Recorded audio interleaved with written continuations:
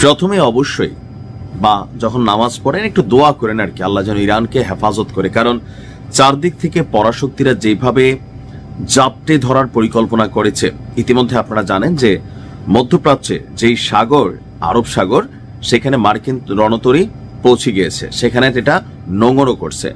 আবার এই যে বিশাল যে রণতরী যুদ্ধ জাহাজ, এই যুদ্ধ জাহাজকে রক্ষা করার জন্য আপনার আবার এটার সাথে ফ্রিগেট, ডেস্ট্রয়ার, অনেক ধরনের প্রযুক্তিগত যে আরো ছোটখাটো যুদ্ধ জাহাজগুলো আছে সেগুলো অবস্থান নিয়েছে। এখন যে কোনো মুহূর্তে একটা বড় ধরনের অভিযান চলবে।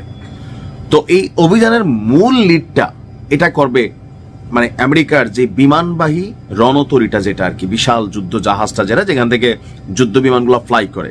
সো ইরানের প্রধান টার্গেটই হচ্ছে এই যুদ্ধ জাহাজটা। যদি এইটাকেই পানির নিচে ডুবাই দেওয়া যায় তাহলে কি হবে? যুদ্ধে অনেক বড় অ্যাডভান্টেজ পাবে ইরান। তো ইরান কি চুপচাপ বসে আছে? গণমাধ্যমগুলো বলছে ইরানও প্রস্তুত আমেরিকা অভিযান চালালে এটার বিপরীতে তারা জবাব দেওয়ার জন্য। সামরিক বিশ্লেষকরা বলছে যে যুক্তরাজ্যের এই দানব জাহাজকে মেহমানদারি করার জন্য ইরান যে বিকল্প প্রস্তুতি নিয়েছে সেটা হচ্ছে তেল কম ভাজা মশমশা ইরানের একটা ড্রোন আছে, কামিকাজে ড্রোন, আত্মঘাতী ড্রোন, অনেক ভেরিয়েন্ট আছে। রাশিয়া ইউক্রেন যুদ্ধে আপনাদের খেয়াল থাকার কথা, রাশিয়া সবচেয়ে বেশি অ্যাডভান্টেজ পেয়েছে ইরানের এই ড্রোনগুলোর কারণে।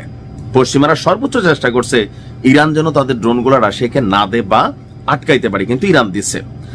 এখন যেহেতু নিজেদের ভূমিতেই এখন এই যুদ্ধ হবে, সো ইরান হাজার হাজার ড্রোন প্রস্তুত করেছে, যেগুলা মুহূর্তের মধ্যেই আকাশে উড়বে এক যুগে।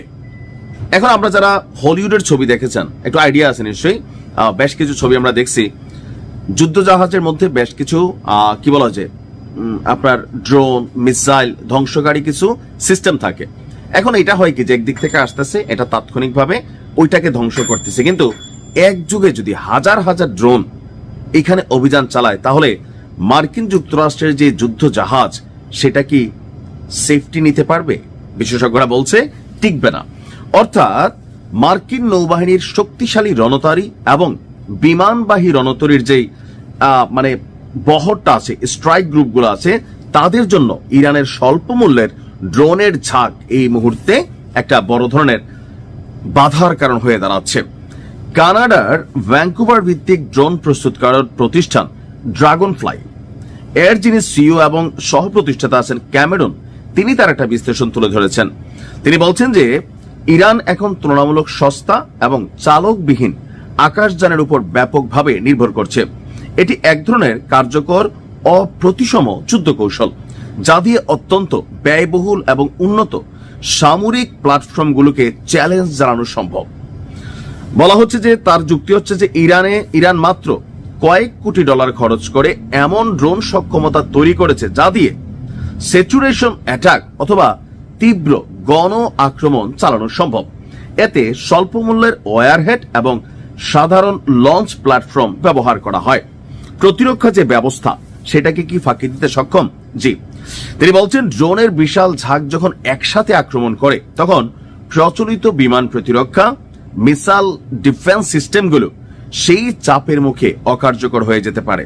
অর্থাৎ একসাথে শত শত হাজার হাজার ড্রোনের আক্রমণ সামলানোর জন্য যে সক্ষমতা প্রথাগত প্রতিরক্ষা ব্যবস্থা এটা পারবে না। আর উন্নত প্রযুক্তির বিরুদ্ধেও কৌশল। ড্রাগন ফ্লাই এর প্রধান বলছেন ইরান তাদের এই রিমোট কন্ট্রোল ড্রোনগুলোকে বিশেষভাবে নকশা করেছে যেন প্রযুক্তিগতভাবে উন্নত সামরিক ব্যবস্থার বিরুদ্ধে এটা লড়াই করতে পারে। আর প্রচলিত নৌ প্রতিরক্ষা ব্যবস্থা সাধারণত বড় মিসাইল বা যুদ্ধ বিমান মোকাবিলার জন্য তৈরি, কিন্তু ছোট ছোট বা অসংখ্য ড্রোন একসাথে অভিযান চালালে সেই অভিযানকে মোকাবেলা করা অনেকটা অসম্ভব হয়ে পড়বে। এখন যতটুকু আমরা বুঝতে পারছি যে ইরান তাদের এই ড্রোনের উপর সবচেয়ে বড় নির্ভরশীলতা, এমনকি মার্কিন যুক্তরাষ্ট্রের যে নৌবহর সেখানে অবস্থান করছে তাদের জন্য হয়তো হাজার হাজার ড্রোন একসাথে সা করে উড়ে যাবে মশা মাছির পালের মতন, তারপরে হয়তো ঘটনা ঘটাই দিতে পারবে। তবে এই কারণে বলছি দোয়া করতে হবে। অসুস্থ হলে ওষুধ খান, ওষুধের কোনো ক্ষমতা নাই যদি আল্লাহ না চায় আপনি সুস্থ হন। অধিকাংশ যারা যোদ্ধা আছেন অর্থাৎ আমাদের ধর্মের, তাদের একটা ডায়লগ থাকে দেখবেন, বাঁচলে গাজী মরলে শহীদ। এখন লড়াইয়ের মাঠে লড়াই করতে গিয়ে শত্রুর হাতে মারা যাওয়া সেটা একটা জিনিস, কিন্তু আমার জীবনটা বাজি রাইখা আমি শত্রুকে পরাজিত করব, এটা কিন্তু ভিন্ন একটা সাহসের বিষয়, তাই না? যে আমার জীবন আমি উৎসর্গ করে দিব, কিন্তু বিনিময়ে শত্রুপক্ষের 2-4-5 জনকেও সাথে করে ওই পারে নিয়ে যাব। অর্থাৎ আমি জেনে শুনে বোঝে মৃত্যুকে আলিঙ্গন করার একটা চুক্তি। যখন ইরান এবং আমেরিকার মধ্যে যুদ্ধ অবশ্যম্ভাবী যে কোনো সময় অভিযান চলবে, ইরানের জন্য এক অদ্ভুত সিদ্ধান্ত নিয়েছে ইরাক ভিত্তিক একটা বীরদের সংগঠন কাতাইব ... সাদা কাফনের কাপড় পরে, ভাল লাগলে শেয়ার করেন, হ্যাঁ, সাদা কাফনের কাপড় পরা একটা চুক্তিনামার মধ্যে তারা স্বাক্ষর করতেছে। কেন? আসুন দেখি। গতকালকে একটা প্রতিশ্রুতি পূর্ণ করতে এই যারা নিজের জীবন বিলিয়ে দেবেন এই টাইপের যারা আছেন, এজন্য স্বেচ্ছাসেবক ফর্মে নাম লিখিয়েছেন বেশ কিছু সদস্য।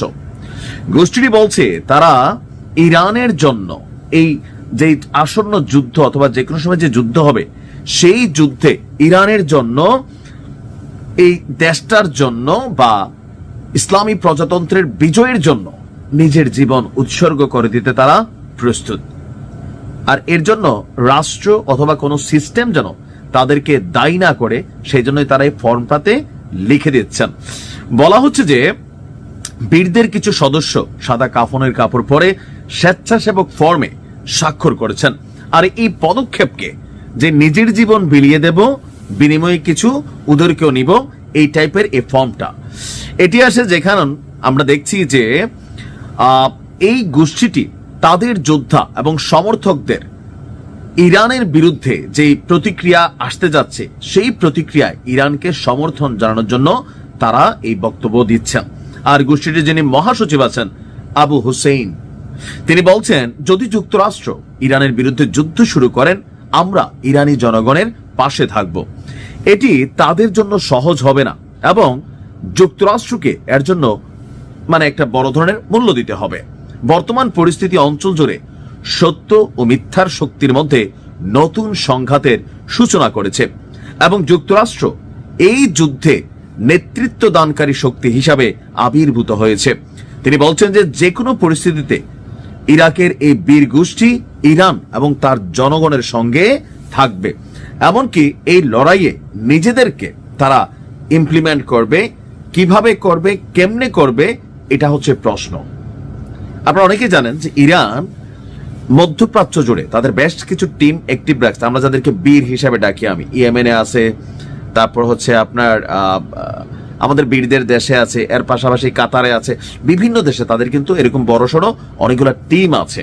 আর এই টিমগুলোকে যখন এরকম বিশেষ সিচুয়েশন আসে তখন ফুল টিম কি পরিমাণ আনুগত্য, আপনি এটা বোঝার চেষ্টা করেন।